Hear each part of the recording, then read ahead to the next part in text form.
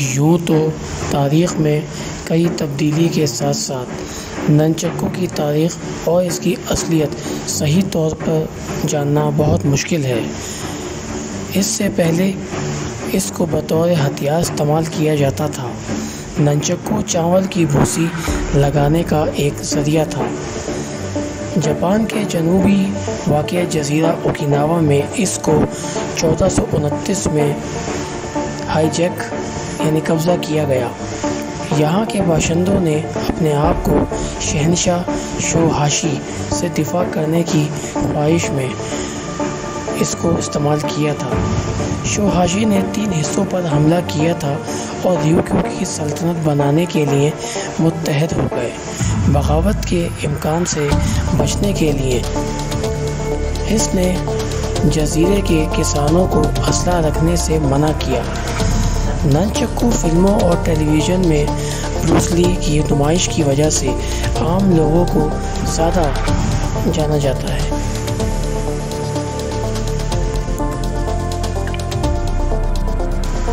ننچکو مختلف انداز میں بنایا جاتا ہے، یعنی لکڑی، چرک، اسٹیل یا پلاسٹک، رسی کے ساتھ، کچھ اور زنجیروں کے ساتھ اور کچھ لوہے کی اقساموں میں مختلف انداز میں بنایا جاتا ہے۔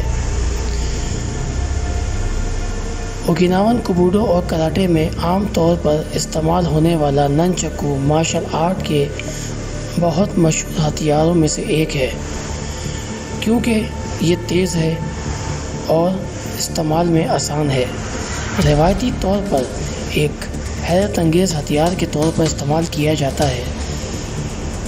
ننچکو جیسے مشترکہ جوڑ توڑ دوسرے ہتھیاروں کو نظر انداز کرنے یا یہاں تک کہ تربیت کے اوزار کے طور پر بھی استعمال کیا جا سکتا ہے۔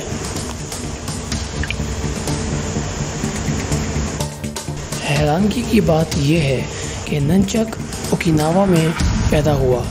جاپان میں اس کی مزید رسائی ہوئی، لیکن یہ مشہور بروس لی سے ہوا، اور بروس لی چائنیز تھا۔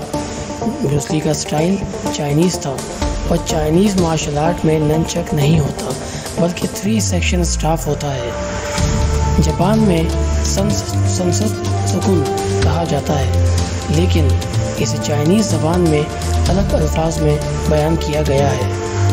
یہ بالکل دیکھنے میں ایک جیسے ہوتے ہیں، لیکن اس کا استعمال مارشل آرٹ کے اسٹائلوں کے مطابق ہوتا ہے۔ چینی انداز ذرا الگ ہے، جاپانی اوکیناون انداز ذرا الگ ہے۔ اوکیناون اسے چین فوجان سے اوکیناوا لائے تھے۔ یہ آج بھی پریکٹس میں کیا جاتا ہے۔ اسے اوکیناوا میں سنجیگن بھی کہا جاتا ہے، جسے انگلش میں کوئلنگ ڈریگن سٹاف بھی کہا جاتا ہے۔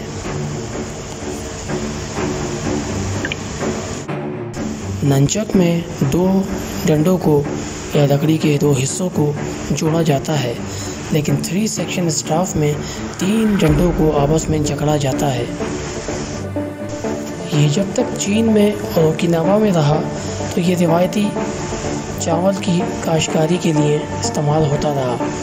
جب کنگ ہاشی کے زمانے میں ہتھیار پر بین لگایا گیا تو اس وقت یہ تمام ہتھیار اور دیگر ہتھیار انسان کی دفاع کے لیے استعمال کیے گئے۔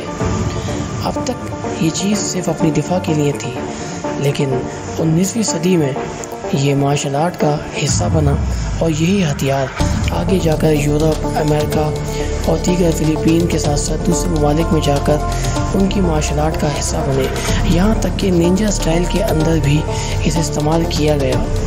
در حقیقت یہ گاؤں دیہات، کھیت کھلیان کی جگہوں پر موجود ہتھیار ہے جو آج بھی وہاں پر استعمال کیا جاتا ہے، لیکن مارشل آرٹ کے اندر اسے بدل دیا گیا۔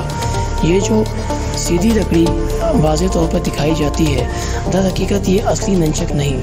اصلی ننچک ہمیشہ ٹیڑھا ترچھا ہوتا ہے تاکہ اس کی مار اور اس کی گھمانے کے انداز میں جو پاور جنریٹ ہو وہ انسان یعنی حملہ آور کے لیے آسانی اور اپنے مخالف کو نقصان پہنچانے کے لیے زیادہ خطرناک ثابت ہو، اس لیے اس کی بناوٹ ہمیشہ ترچھی یا ٹیڑھی بنائی جاتی ہے۔ سیدھا ننچک اصل ننچک نہیں ہے۔ ننچک کبھی گھمانے کی چیز نہیں ہے۔ ننچک باقاعدہ اس کے کاتاس، اس کے فارم اور یہ قدیم مارشل آرٹ کے اندر قدیم انداز میں ہی سکھایا جاتا ہے۔ یہ ٹریڈیشنل ہے، یہ ماڈرن نہیں ہو سکتا۔ ماڈرن آج مزید ماڈرن ہو چکا ہے اور اسے صرف گھمانے کی حد تک سکھایا جاتا ہے۔ در حقیقت یہ ہتھیاروں کے ساتھ ایک مذاق ہے۔ پوری دنیا میں مارشل آرٹ کے اندر ویپن کی جب بات آتی ہے تو اسے صرف گھمایا جاتا ہے اور یہ بتایا جاتا ہے کہ یہ دفاع کے لیے استعمال ہوتا ہے۔ در حقیقت یا تو اسے گھمایا ہی جاتا ہے یا گھما گھما کے اسے خطرناک ثابت کیا جاتا ہے۔ در حقیقت ہتھیار استعمال کے لیے ہے، نہ کہ گھمانے کے لیے۔ وہ جو ہتھیار گھومے وہ صرف کرتب ہے، ہتھیار کی نمائش ہے، نہ کہ وہ ہتھیار۔ ننچکو کی اصلیت غیر واضح ہے، حالانکہ یہ ایک مشہور ہتھیار ہے۔ ننچکو اصل میں ایک مختصر جنوبی مشرقی ایشیا میں پایا جاتا تھا۔ ننچک کا ایک منفرد استعمال یہ بھی تھا کہ رات کو کھیتوں میں اگر کوئی چور گھس آئے تو اپنے آس پاس کے لوگوں کو بتانے کے لیے دو لکڑیوں کو آپس میں جو جڑی ہوتی ہیں اس سے ہوشیار کیا جاتا تھا، جس سے چور بھی بھاگ جاتا تھا اور گاؤں کے لوگ یعنی کسان بھی ہوشیار ہو جایا کرتے تھے۔ کچھ لوگوں کا کہنا ہے کہ باقی کسانوں کے ساتھ یہ استعمال ہونے والا ہتھیار اوکیناون ہتھیاروں سے تعلق رکھتا ہے، لیکن اگر یہ بات چینی سے پوچھی جائے تو وہ ننچکو کے دو حصوں کے عملے کو مختلف حالات میں استعمال کرنے کے ساتھ ساتھ اسے 3 سیکشن اسٹاف کی طرف اشارہ کر دیتے ہیں۔ در حقیقت یہ ایک ہی چیز ہے جو الگ الگ ملکوں میں الگ انداز میں پیش کی گئی ہے، جو مارشل آرٹ کے قدیم ہتھیاروں میں سے ہونے کے ساتھ ساتھ انسانی استعمال کے لیے زیادہ بہتر ثابت ہوئی ہے۔ کچھ لوگوں کا کہنا ہے کہ کچھ مارشل آرٹسٹوں کا خیال ہے کہ تینوں حصے 3 سیکشن اسٹاف کے عملے کو میدان جنگ میں گھوڑوں کی ٹانگوں میں الجھانے کے لیے یا ڈھال کی گرد حملہ کرنے کے لیے استعمال کیا جاتا تھا۔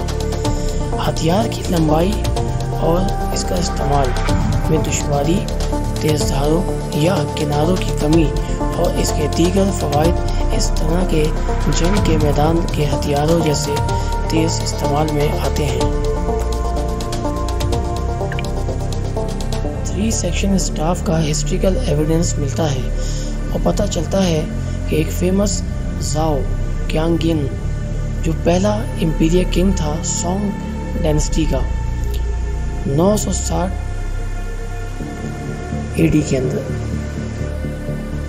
ایک نظریہ یہ بھی ہے اور ظاہر کرتا ہے کہ چینی زبان کی جنوبی فوجیان بولی میں وہاں کی زبان کے حساب سے ننگ چٹ کن یعنی جوڑ کو کہا جاتا ہے، یعنی 2 لاٹھی کے جوڑ کو،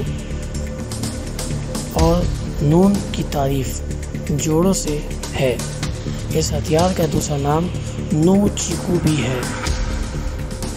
اس ویڈیو کے اندر ہم نے 3 سیکشن اسٹاف کے ساتھ ساتھ اصلی ننچک کی ویڈیو کے اندر تصویریں بھی واضح کی ہیں، پرانے زمانے کے اور نئے زمانے دونوں کے۔ ہو سکتا ہے آپ کے لیے انفارمیشن کے لیے کافی ہو۔